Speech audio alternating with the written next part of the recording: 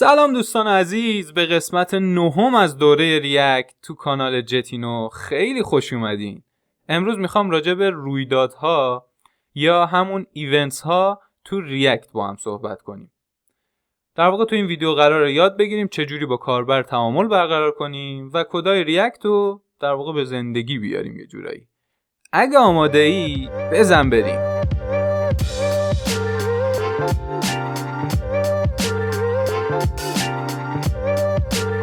خب اول از همه بهت بگم رویدادها یعنی چی یا چی هستن رویدادها. در واقع وقتی کاربر یک کاری انجام میده، مثل کلیک کردن، مثل تایپ کردن، مثل حرکت موس، این کارها رویداد محسوب میشه. توی صفحه مرورگر ما وقتی این کارها اتفاق میفته بهش میگن رویداد. ما میتونیم به کمک جاوا اسکریپت اونها رو گوش بدیم. خب و براشون عملکرد یا هندلر تعریف کنیم. مثال میزنم برات. وقتی روی یک دکمه کاربر کلیک بکنه، من میخوام یه پیامی رو تو کنسول ببینم یا نه یه نوتیفی بهش نشون بدم. اینو پیاده میکنیم جلوتر. دیگه به نظرم بسه دیگه چیز دیگه ای نمیمونه تعریفش. بیشتر میخوام تو کد بهت نشون بدم چجوری باید اون رو پیاده کنیم. پس بریم سراغ VS کد و در واقع به نوشتن کد بپردازیم. خب اول از همه پروژه رو ران کن طبق آموزشایی که توی قسمت‌های قبلی دادم که با ویت پروژه‌مون رو ساختیم.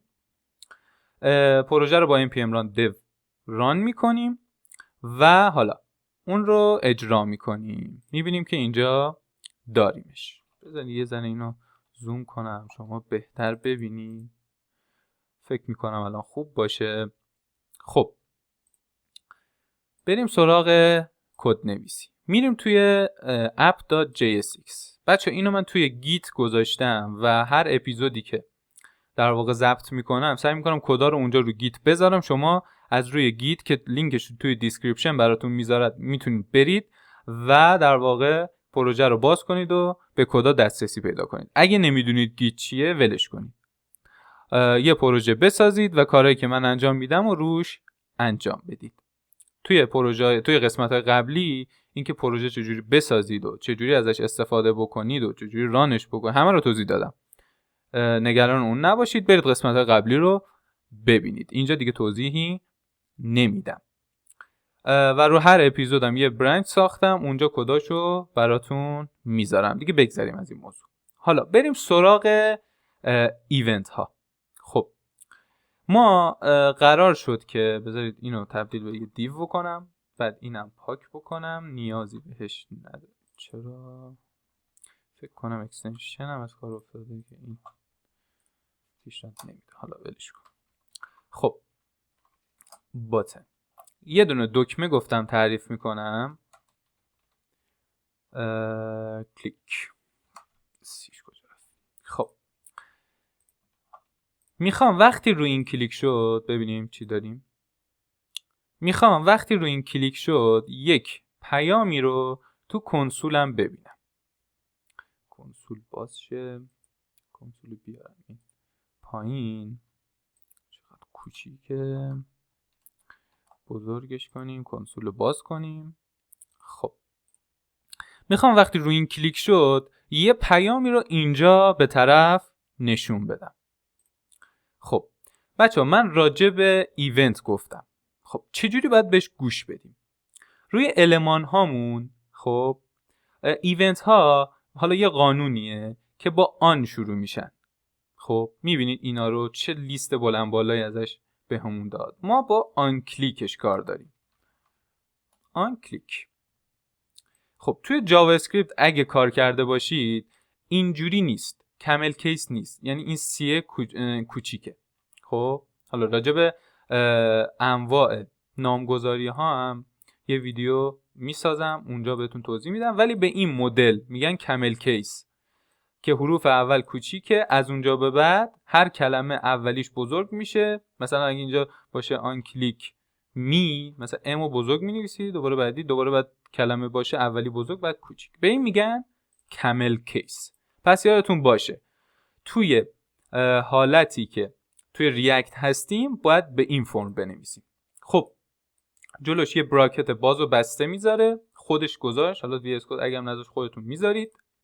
حالا زیرش خط کشیده، کاری با اون خطش نداریم، میگه باید حتما یه چیزی تعریف بکنیم. خب من میخوام یک هندلر براش بنویسم.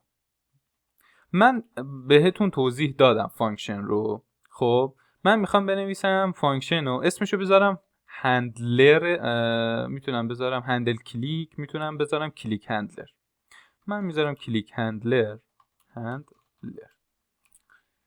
خب ارو فانکشن هم نوشتمش.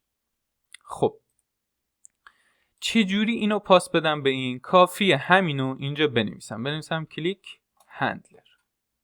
خب تموم شد و رفت. حالا وقتی که طرف کلیک کرد میره این فانکشن رو اجرا میکنه. خب توی فانکشن هیچی ننوشتیم، میام کنسول مینویسم میخوام پیامو توی کنسول به طرف نشون بدم. مینویسم you clicked me. اوکی. خب وقتی طرف کلیک کرد پیام آن کلیک میو باید ببینه توی صفحه. بریم ببینیم یه اتفاق میفته یا نه. یه ریلودش میکنم. خب کلیک نش یو کلیک می. میبینید هر بار که کلیک میکنم این پیام اینجا برامون میندازه. خیلی ساده.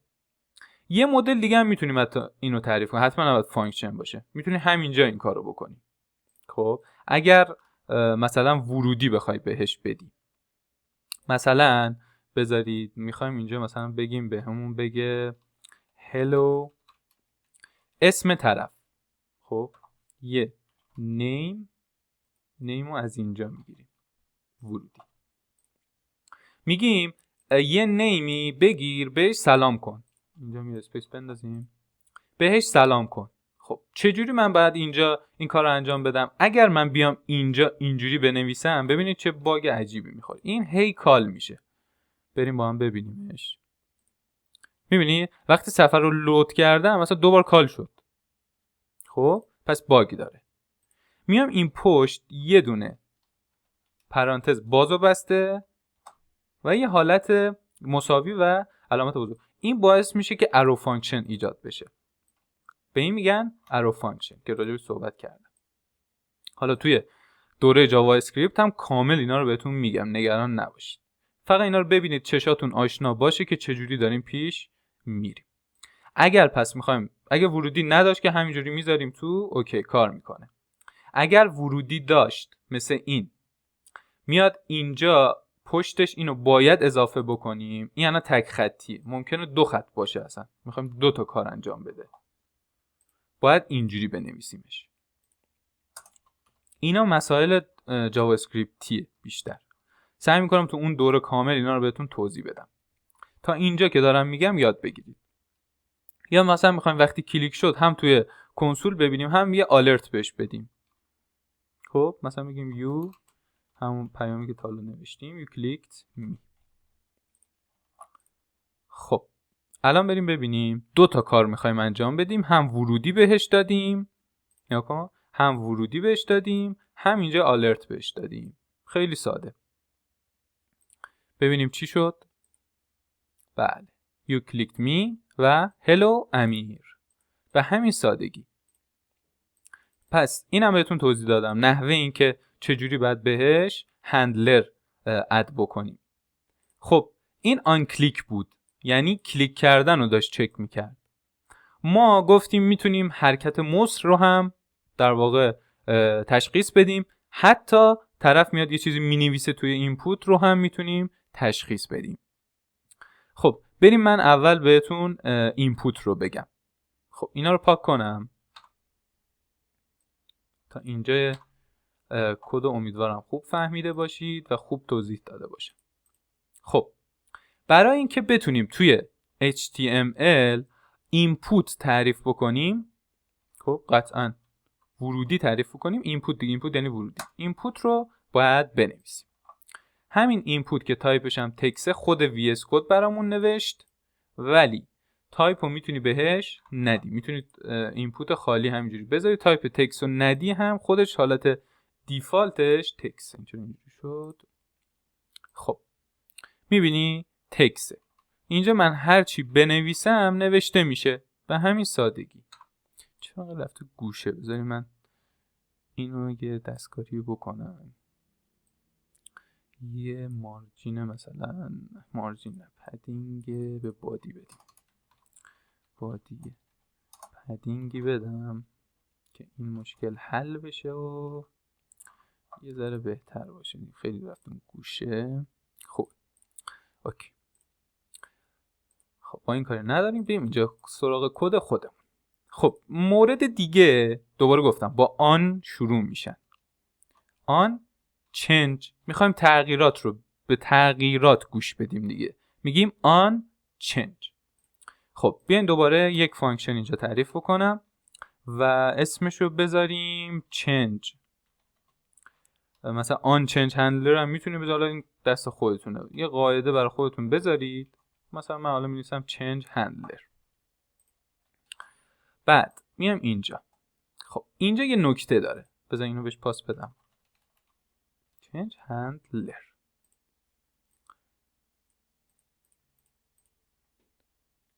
خب ببینید من هرچی هم بنویسم که اینجا اتفاق خاصی نمیافته.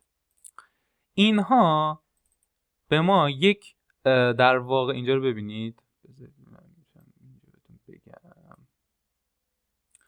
بذارید. خب اینها یک ایونت آبجکت به ما برمیگردونن بچه‌ها. تمامی ایونت ها یه ایونت آبجکت به ما برمیگردونن که میتونیم اینجوری بگیریمش. خب بذارید براتون لاگ بگیرم ببینید توش چه خبره. این بذاریم بنویسم ایونت که گیج نشید. ایونت. خب ایونت داره از این میاد، این به ما یه دونه اطلاعات برمیگردونه از اون رویداد. خب بیاین اینجا با هم ببینیم. وقتی من چیزی میبینی، هر سری که من چیزی مینویسم یا اینو تغییر میدم این داره رندر میشه. خب بیاین با هم ببینیمش.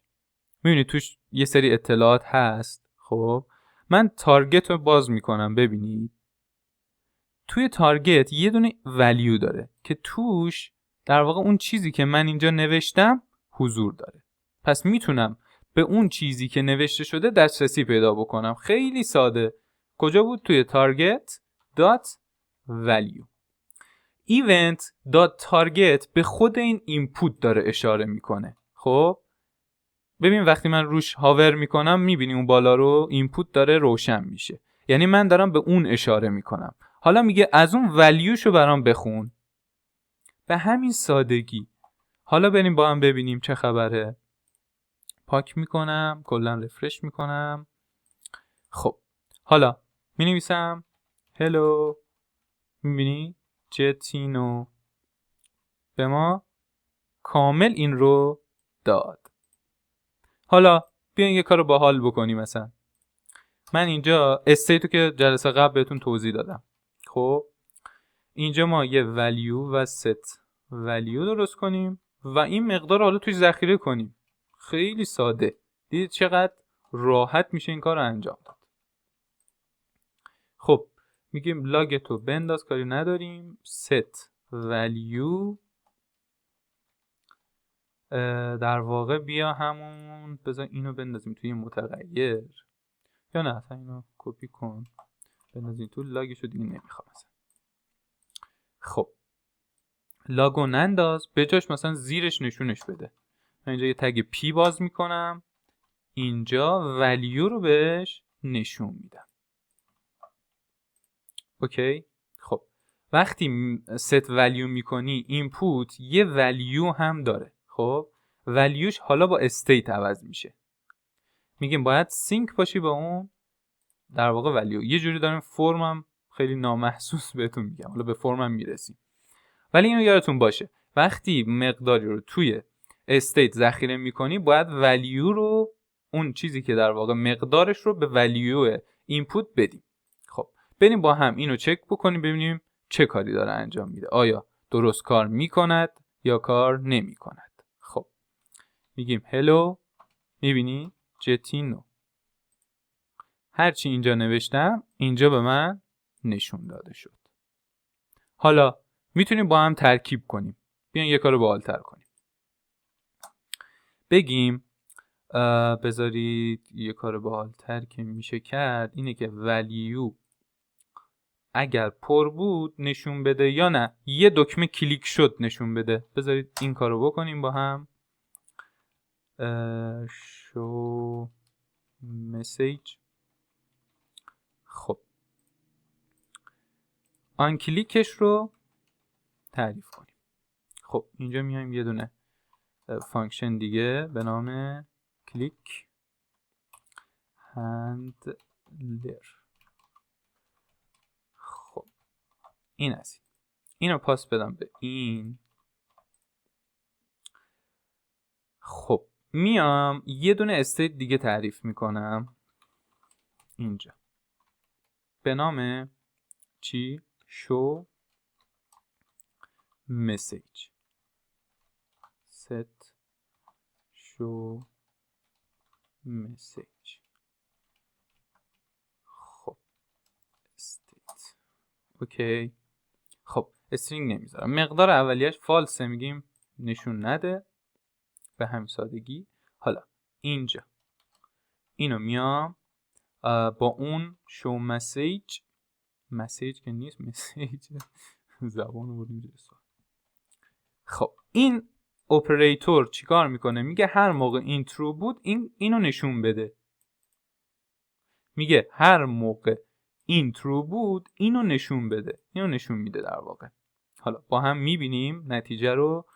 خب توی اینجا باید چیکارش بکنیم؟ set show message.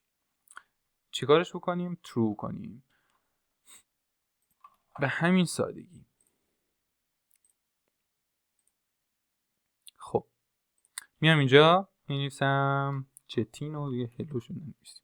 خب به محض اینکه روی این کلیک بکنم باید نشون بده. اینجا ببینیم این کارو میکنه. بله به همین راحتی چیزی که اینجا نوشتم با یک کلیک اینجا نمایش داده شد. اوکی. حالا تمرین به شما بدم بچه‌ها. دیگه تا اینجا بحث تموم شد. استیت رو توضیح دادم، ایونت رو توضیح دادم، هندلر رو توضیح دادم، ترکیبشون هم کردیم با هم. یه اپراتور اینجا هم بهتون یاد دادم واسه شرط. اینا رو تکمیل تر میکنم جلوتر. ریشه‌ای بهش میپردازیم فقط روی اون. حالا اینجا فقط بهتون نشون دادم چجوری میتونی یه چیز رو نشون بدی یا نشون ندی با مقداری که مثلا ترو فالسی که اینجا میذاریم. حالا تمرینی که به شما میدم اینه که همین کدو که داریم وقتی طرف رو این کلیک کرد اینو پاک کنی، یه دکمه دیگه تعریف کنی، اینو که کلیک کرد این بره، دوباره زد دوباره بیاد. یعنی یه بار کلیک کرد اگه نشون داده میشه از بین بره، اگه نشون داده نمیشه بیاد توی صفحه نشون بده. چقدر سخت گفتم. و مورد بعدی یه دکمه هم اینجا بذاری به نام کلیر و هر موقع روی اون کلیک کرد مقدار داخل این خالی بشه استرینگ خالی. و خب قطعاً هم مقدار اینم باید تغییر بدید. این نکته مهمیه که اگه این زدی کلیر شد خالی شد این دیگه اینجا هیچی نشون داده نشه. نه این که به محض اینکه من دوباره نوشتم اینجا نشون داده بشه. اینو حواستون باشه. این از این مورد دیگه فکر نمی کنم چیزی مونده باشه و همه چیز رو توضیح دادم.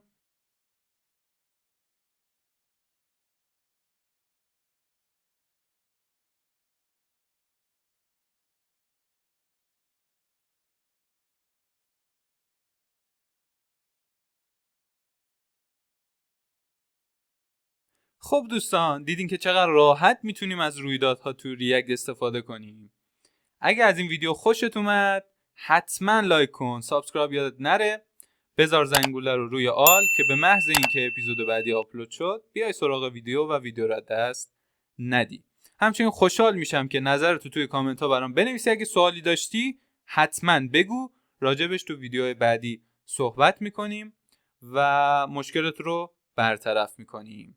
خیلی دوستتون دارم بچه‌ها، عاشقتونم. تا ویدیو بعدی، خدا نگهدار.